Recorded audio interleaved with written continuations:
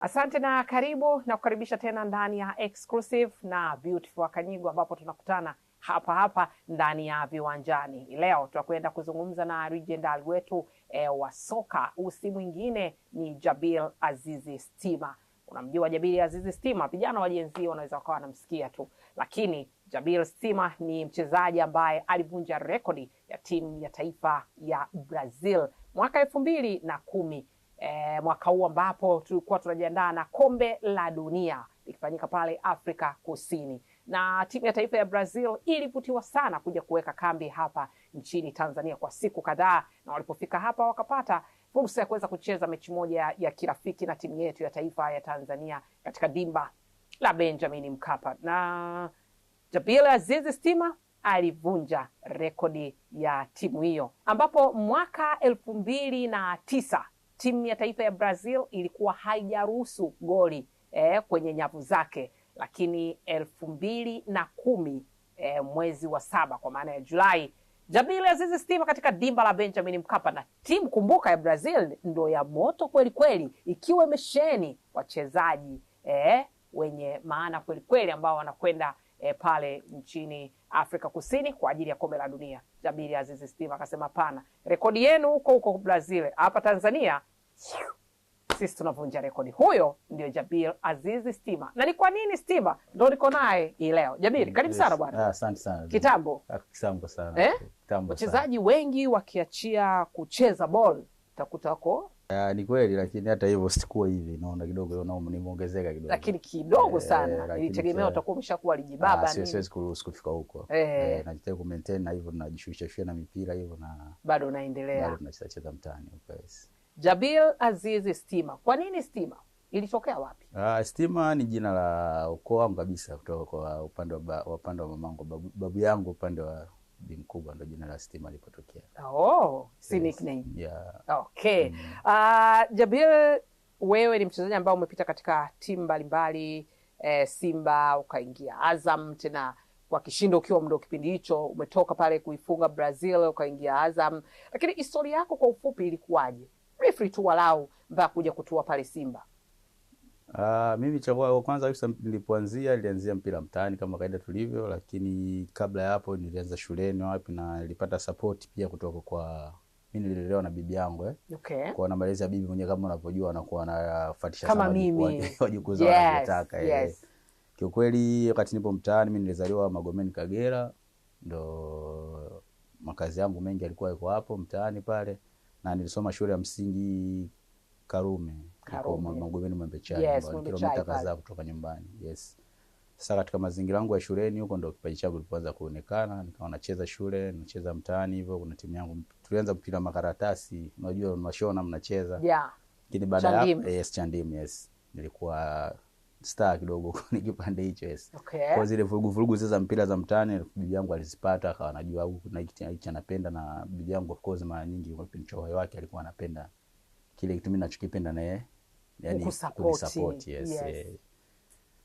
So alinisupport hivyo, nikaingia timu za mtaani hivyo, kukua kuna kituo nikaenda. Mimi nilipomaliza shule darasa la 7, naam, aliniuliza tu mwenyewe unapenda nini, lakini of course shule nisikuwa mzuri sana ndio kwenye masomo darasani, lakini division yako ikawa kwenye michezo. Kwenye michezo ndio akili yangu nyingi ilikuwa ipo huko. Kwa hiyo nilipomaliza pale aliniuliza shule, nikataka nipeleke boarding hivyo, nikakataa mimi kwenda kusoma mbali, lakini unahitaji nini? Bado nataka shule ambayo shule ya michezo. Kipindi hicho nakumbuka shule ambazo zilikuwa zinavuma sana kwenye michezo ilikuwa ni Makongo na Jitegemee. Of course nilikuwa na dada yangu ambaye ananifuatia mimi, alikuwa anasoma Jitegemee pale, kawa ni rahisi kwa mimi kwenda kushift hapo. Basi nikapata connection kwenda pale, nikaambiwa kuna interview, nikaenda nikafanya pale majaribio ya wachezaji kuchagua vipaji, nikaenda nikafanya. Of course nilifanya vizuri, nikapata nafasi pale. Maana mnaitwa wengi, wanafunzi wengi tulikutana pale kwenda kucheza, nikapata nafasi na mimi hata kwenye swala la ada ikawa kidogo imepungua. Nilipunguziwa. Bibi ukampunguzia mzigo. Nikampunguzia mzigo, na vile kingine ni kitu ambacho kwenda nakifanya mimi nakipenda. Basi nikapa nikaingia shuleni, lakini nikawa nipo pia kwenye kusoma pia. Lakini wakati ule tunafanya ile interview pale shuleni, kuna timu nyingine ikaja ya utafuta vijana tena wa mtaani. Maana kuna muda wa shule, kutoka shule maana itabidi urudi tu nyumbani. Kuna kituo fulani cha DYOC ambacho kilikuwa kinasimamiwa na Aruko Simango. Nafikiri nao walikuja pale. Kuna mwalimu alikuwa anaitwa Siza Mapunda ambaye ndio alikuwa msaidizi wake alikuwa Simango, na pia aliniona mimi na wenzangu kadhaa. Kulikuwa kuna Aridi Badra na Mkumbwe Ramadhan Chombo Redondo na wengine wengi kina Adam Kingwande nafikiri ndio yuko po ni tupsi yetu hiyo. Basi nikachaguliwa na kwenye kile kituo, nikapata nafasi mara mbili. Kwa hiyo nikawa nipo shule na nikapata nafasi kwenye kile kituo. Kwa hiyo nikatumikia sehemu zote mbili. Nafikiri huko ndo nilipoanza kipaji changu ikaja kuonekana. Lakini wakati huo kwenye kile kituo changu nikapata safari, tukapataga safari, walikuwa wanapata zile za kwenda kushiriki mashindano ni Denmark, Sweden, ya Norway. Ndio. Yes, nikapata nafasi, nikawa tunaenda mara kwanza, tukarudi, tukaenda mara pili. Kwanza kuosha. Mara pili tukaenda tukatomekea hiyo story nyingine nadhani. Hiyo mambo ataingiliana kidogo tukatomeaga huko miaka kadhaa.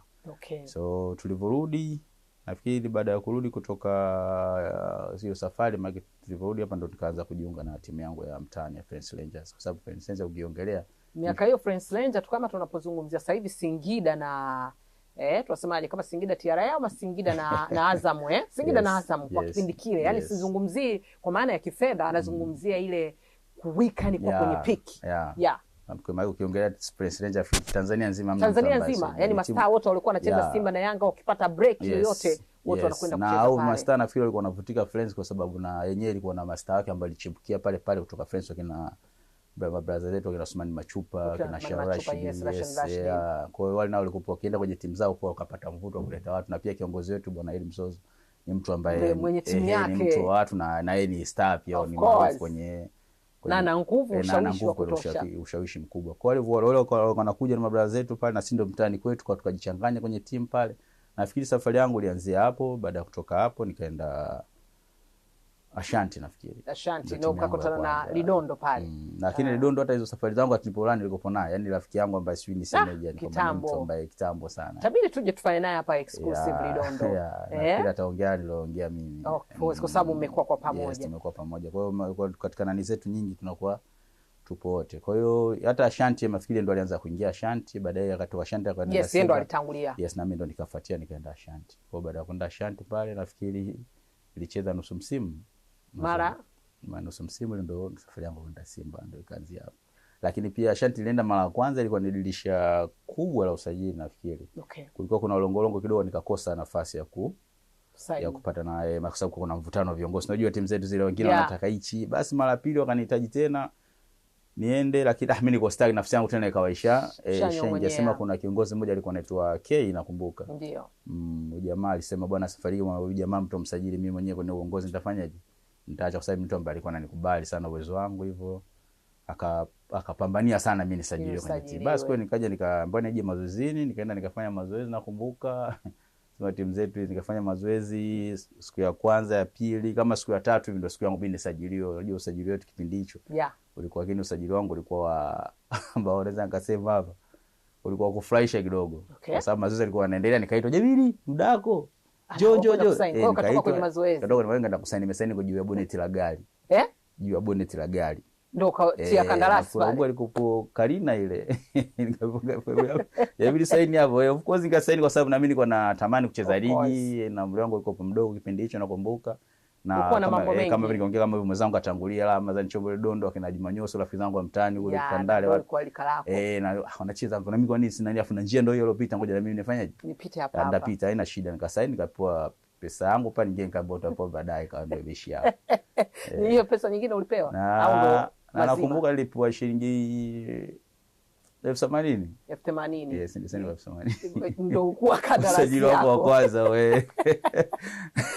Nafikiri unaweza ukaona kwamba soka letu limetoka mbali, licha kwamba alisaini kwa shilingi 80,000, lakini boli lilikuwa linapigwa kweli kweli. Ukilinganisha na sasa kwamba ligi yetu imekuwa bora zaidi na pesa zipo kweli kweli, lakini ile morali wa kujitoa kwa wachezaji ukilinganisha sasa na Ustokpovu. Yani huo ndio ukweli. Ukiangalia wenzetu jinsi walivyokuwa wanakipiga na sasa, kama mpunga ungekuwa kweli kama kipindi kile, naamini pengine mngekuwa na makubwa zaidi. Jabiri, wewe ni mtu ambaye ulionekana yani ndani ya Simba uliingia bwa.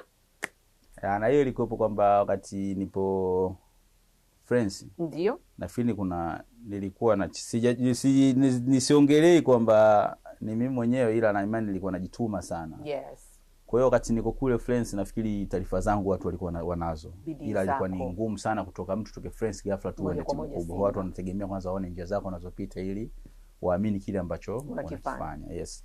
Kwa hiyo nilipofika Ashanti, of course hata siku nakwambia nilikuwa na sign Ashanti kwa hiyo pesa, lakini of course nilisign, lakini kuna maneno mazuri ambayo walinipa ya kunitia moyo.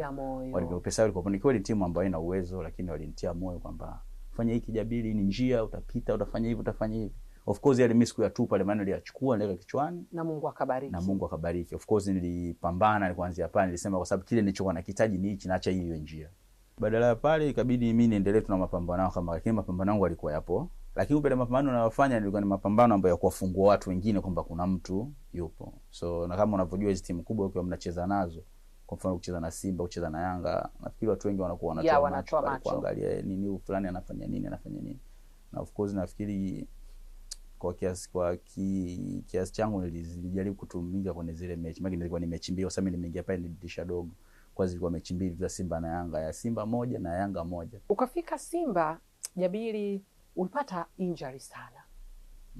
Zile injury zilikuwa ni misumari, daktari alikuwa anakwambia kwa sababu hivi vitu wenyewe huwa mnasema ninyi wenyewe, ilikuwa ni injury za kweli au ilikuwa ni misumari? Daktari alikuwa anaonaje? Maana injury za daily.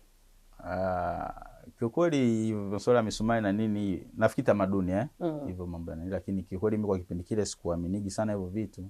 Niliamini tu ni lucky, yani bahati mbaya sometimes inakuja. So kweli nilipitia wakati mgumu katika kipindi ambacho kigumu katika maisha yangu ya mpira. Nilipitia wakati mgumu sana kwenye kile kipindi. Niliumiaga, kwanza nilipata matatizo ya niseme ni nyonga, sijui fahamu, yani hivyo niliumiaga, lakini nilikaa kwa muda mrefu sana. Nakumbuka. Yes. Sasa kila nikiona jaribu kurudi, unakuta mara hivyo narudi tena.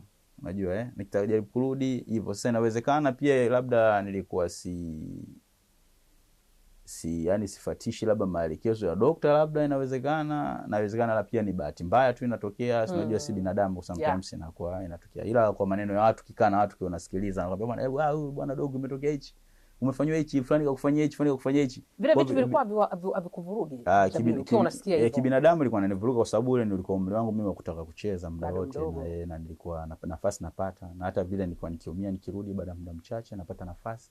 Lakini nipata nafasi yangu tena naumia tena narudi, kwa vile vitu vilikuwa vinaniumiza sana. Nakumbuka kuna mechi moja tulicheza, nilikuwa nimerudi, nimefanya mazoezi, nikajiona sasa nipo fit kabisa, na kweli mwalimu akana na mimi nafikiri alikuwa ni Patrick Phil, nafikiri alikuwa ni mwalimu katika walimu ambao nilipita mikononi mwao, walikuwa na kuadmire kweli kweli. Yes, yani yule mzee mmoja mstaarabu mno. Mzee mmoja yani si nikwambia alikuwa ni muda wote kukupa ushauri kufanyaje hivi, na nafasi alinipa muda mrefu sana.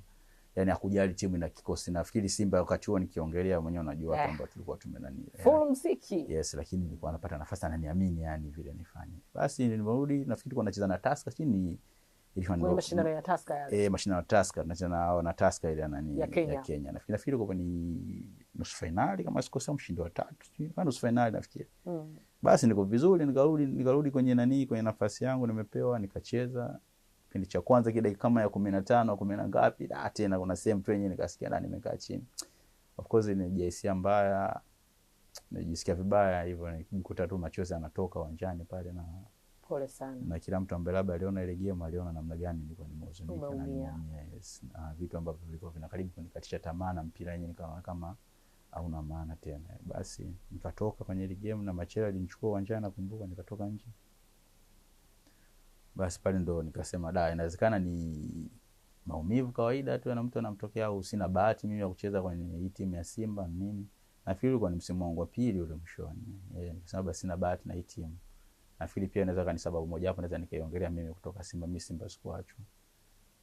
Kwa sababu ya hizo injury. Niliachwa, lakini sikuachwa, niliamua tu mwenyewe baadaye mbona inawezekana hapa sina sio bahati yako. Sio bahati yangu hapa kwenye timu ambayo ni wanacheza kwa mapenzi, nacheza kwa nilijitolea pia kama timu ambayo ilikuwa inanilipa mshahara vizuri kwa wakati, sikuwa na changamoto na yote, na hata viongozi nilikuwa naishi nao vizuri. Kwa hiyo niliondoka tu mwenyewe tu. Unatoka ndani ya Simba kwenda Azam FC. Na sasa hapa sijui tuanze ipi. Unakwenda Azam FC ambao ukiwa Jabir wa moto umetoka kwenye timu ya taifa, tutakuja kujiangalia hivyo. Ilikuwa rahisi kiasi gani kwenda hapo Simba, kwenda Azam? Kiukweli badala ya pale ile nje nilikuwa nakwambia kwamba baadaye nilikaa sawa kabisa 100% nikaa niko vizuri. Lakini still bado nikawa na zile hisia zangu za mwanzo nilizibeba zile. Nilizibeba kwa nika bado naishi nazo. Niliamua tu kwamba nilikuwa na msimamo sana, nikishamaliza hapa nikipata sehemu nzuri ya kwenda mimi nitafanyaje? Nitaondoka, kwa sababu naweza nikakaa tena yakarudi tena haya nitakuwa nimefanya maamuzi ambayo nilishayakataa, afu nirudi tena kuendelea kubaki Simba. Lakini kiukweli ilikuwa ngumu kwa sababu nilikuwa nishakuwa niko vizuri tena na viongozi walikushakuwa na imani na mimi na nafikiri walikuwa washajiandaa kuniongeza mkataba mwingine. Lakini baada ya kufanya ile maamuzi yalikuwa maamuzi ya ghafla sana ambayo kila mtu alimshtua, hata pale klabuni, hata viongozi wangu waliwashtua. Niliamua tu kwamba kusema bana mimi ngoja ni shift na kipindi kile huwezi kuaga, unajua mpira jinsi ulivyokuwa miaka ile unafanya tu maamuzi baadaye kutaka kukua mtu tayari mwenyewe utajua utamalizana VPS. Na nyie ndio mlikuwa wachezaji wa kwanza, wewe na Lidondo, wenye usajili wa namna hiyo, ni kutoka wachezaji wa kutoka kwenye vilabu vya Simba ama Yanga kuhamia Azam. Ni kweli la kipindi kile nafikiri Azam ndio timu ambayo ilikuwa inaanza kufanya kujikusanya sasa. Nataka watu kuchangia serious kwenye mpira nafikiri, kwa sababu hata watu wanakuja sio tushawishi vizuri. Kwa mimi binafsi naongea walinishawishi vizuri na nilikubali ofa yao, na pia walikuwa ile ofa wakati inakuja tayari mimi nilishakuwa na maamuzi yangu tayari toka mwanzo. Nikasema basi kama imekuja basi ndo hapa na mimi kwa kwenda. Ndio dua zangu ziomba kwa Mungu, basi Mwenyezi Mungu amelizipokea vizuri, kwa sababu pale ninapotoka ninapokwenda sio sehemu mbaya na pia ni sehemu ambayo naenda kulipwa vizuri. Basi acha mimi nisogee, maisha yaende. Kwa nikafanya yale maamuzi vile. Jabiri, ukafika kwenye timu ya taifa 2010 mwezi wa 7, tunapokea ugeni wa timu ya kikosi cha timu ya taifa ya Brazil. Mnaingia uwanjani kama kawaida, Maximo kijana mdogo kakuamini, nenda kapige boli. Kwanza hiyo mechi kupata ile kikosi cha timu ya taifa na wewe unaingia kwenye kile kikosi, ulipokeaje? Una hofu ilikuwa ni ya kiasi gani, kwa sababu kumbuka majiant mlikuwa mnakwenda kucheza nao? Ni kweli, kwanza ilikuwa ni kwa kipindi hicho tayari na mimi nilikuwa nishakuwa mchezaji ambaye nimekomaa kidogo kwenye kucheza. Lakini hata iweje kuja kucheza na Brazil, sio timu hata iwe kesho, hata sasa hivi naambiwa nakuja, siwezi kuwa kwenye hali ya kawaida. Kwanza ilikuwa na kwenye position yako ulikuwa unamkaba nani?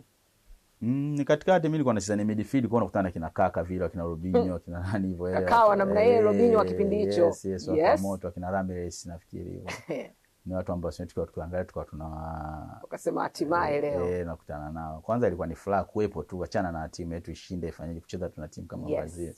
Kwa kwanza ni heshima kubwa na historia kubwa ambayo mpaka sasa hivi ni historia ambayo haiwezi kufutika, ambayo ukiongelea mtu ambaye siku tumecheza na Brazil ipo na picha nyumbani zipo hivyo. Nataka hiyo sasa unaingia kwenye kikosi na Maximo kakupanga. Ulikuwa unaingia na feelings gani? Aliponipa nafasi mwalimu nilifurahi. Yaani nilifurahi sana kunipa nafasi. Kwanza kitajwa kikosi nafikiri sikuwepo katika watu wanaoanza ile mechi. Lakini kuwepo katika kile kikosi ilikuwa ni nafasi yangu, kwa sababu hata ile mechi kabla haijaanza kulikuwa kuna wasaa pale mtu akupiga picha ufanyeje, nikasema ina nafasi acha na mimi tu kwa sababu watu nisitoke bure bwana. Nisitoke bure. Hapo of course sikujua kama baadaye utacheza, kwa sababu unapokuwa sababu nategemea na timu jinsi inavyofanya ndani. Kifanya vizuri amna marekebisho, basi inaweza kumaliza timu hivyo. Usipate nafasi tena ya kuwepo ndani. Kwa hiyo nikasema huwa sana leo upata cha kwanza ni utumie. Kwa nikapiga picha na shikani nikashake hands na hands na kina watu kama kama mwenye Dunga alikopondo kocha pale hivyo, unaona. Kwa nikapata ule wasaa. Baadaye game imeendelea kweli, tukachukua tufanye vizuri ndani, tukafungwa. Lakini naingia baada tushafungwa goli kama 3 kama sikosei, maana toto ya goli yetu ilifungwa 5, lakini zile 5 zikawa zimefutika ghafla. Nikaingia, lakini wakati naingia nikishajua tushafungwa, afuata game down unavyoiona kidogo kwamba iko tu inakuwa ni ngumu, like nikasema acha mimi nikafanye kile ambacho. Na wao ukiangalia walikuwa wanacheza kama vile kama hawataki, yani kama hawajafungua booster, kama wanafungua kama wafungui. Na sio kama sababu sifungua booster usingeweza kutufunga goli zote zile 5. Walifungua booster kwa sababu wachezaji wote walikuwa kina Mike Consu nani wote, wakina Dani Alves wote walicheza game. Kwa hiyo sidhani kama utasema hapo hawajafungua booster watoto hapo ndani hao, sio kweli. Sasa unaweza kaingia, lakini ile kucheza kwao sile wewe ndio ulikuwa uwanjani, kwa hiyo unatueleza kile ambacho uko unakiona. Ilikuwa ni tofauti na uona kwamba mimi sinacheza timu labda nimecheza na timu wale Brazil, si ndio tulikuwa tunacheza na Kenya, umecheza na Senegal. Tunacheza nao, lakini unaona kuna utofauti kabisa mechi ile unaocheza nao, kuna utofauti mkubwa sana na akili nguvu hivyo, namna gani wanacheza mpira na wenyewe unajua ni wazee wa samba. Yes. Kwa hiyo of course kwa wakati wetu kwa muda ule tulijitahidi. Kuna watu ambao walionyesha uwezo mkubwa ndani wakati wanacheza, hata mimi niko nje niko natamani muda ule kama Mbisho Ngasa tuangalie mechi alikuwa anacheza, yani kawaida, yani kwamba unaona hivyo anacheza tu anaenjoy hivyo. Sasa ifika muda mimi nikapewa nafasi ya kuna nini hata jina langu Jabiri fanya hapa, nikasema alhamdulillah hichi ndio ndio ndio naweka historia ya kweli kweli. Ndoto ambayo nilikuwa naitegemea nilikuwepo kwenye kikosi afu nilicheza. Basi nikapata muda nikaingia tukacheza game ile, ikatokea nafasi nikafunga, lakini nilipofunga ile goli of course yani nilifunga goli lakini niliona hali ya kawaida kwa sababu tushatanguliwa goli nyingi. Yes. Lakini mlendani wakati naona na jinsi nilivyoona wenzangu ambao ndipo na ndani jinsi walivyokuwa wanashangilia, kwanza mimi nashanga vipi nicheki, alafu kicheki kule crowd ya kwetu mashabiki wanashangilia vile mheshimiwa anashangilia Mrisho Kikwete akiwa rais mimi nasema kumbe ina maana hii maana alisimama pale nikasema ina maana tu wameamka wanashangilia. Basi tukaacha game ikaenda ikaisha hivyo ilivyoisha 5-1. Na mimi kipindi kile umri wangu ulikuwa bado hivyo mdogo tuseme, basi tukaenda nikanachukulia kawaida simple, lakini tukachukulia muda unapozidi kwenda naona vitu mbona kama vinakuwa vya tofauti, mara kaja huyu hivi, kaja viongozi nini kutoka Brazil wenyewe wale kuja kunipongeza pale ndani, kwa tunaingia vimbani kule watu wananipongeza hivi viongozi wa Brazil baada ya mechi kumalizika wale kwenye bench ile kwenye nani wanakuja na wewe kunipongeza hapa, nauliza vipi, kwa nini imekuaje hii tumefungwa 5 imekuaje moja tu basi hivyo lakini pale ndani pia tukataka kubadilishana nao jezi. Nafikiri kile walisema jezi tuenda tubadilishane ndani, kwa hiyo wakaja ndani wakatuletea jezi za kwao, kila mtu jezi yake moja tukapewa jezi ile ndani. Na muda ule kuna mtu alikuwa anataka mimi jezi yangu. Nani huyo? Ile ilikuwa natakiwa jezi. Okay.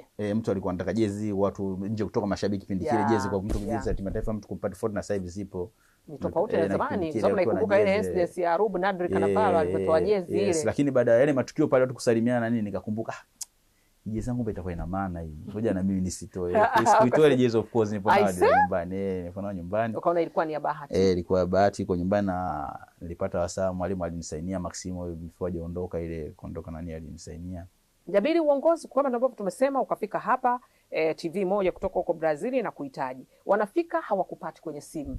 Fight kila sehemu hawakupati. Wakapiga hodi ndani ya shirikisho la soka Tanzania TFF. Bwana sisi tunamtaka Jabiri Azizi Stima. Jabiri hapatikani. Nenda Magomeni huko ndani. Wakasema bwana huko ndio kwao, ambao umeanza na sisi umemsikia amesema kule ndio ilikuwa maskani kwake. Ukafika pale Magomeni hawakupati. France Ranger hatimaye ukaja kupatikana.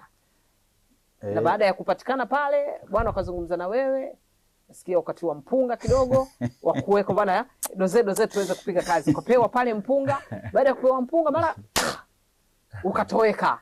Wakasema huyu mtu katukimbia tena, yetu tumempa hela kakimbia. Of course sio kama rushwa, yani ile kwamba tukae tuzungumze, ukapotea.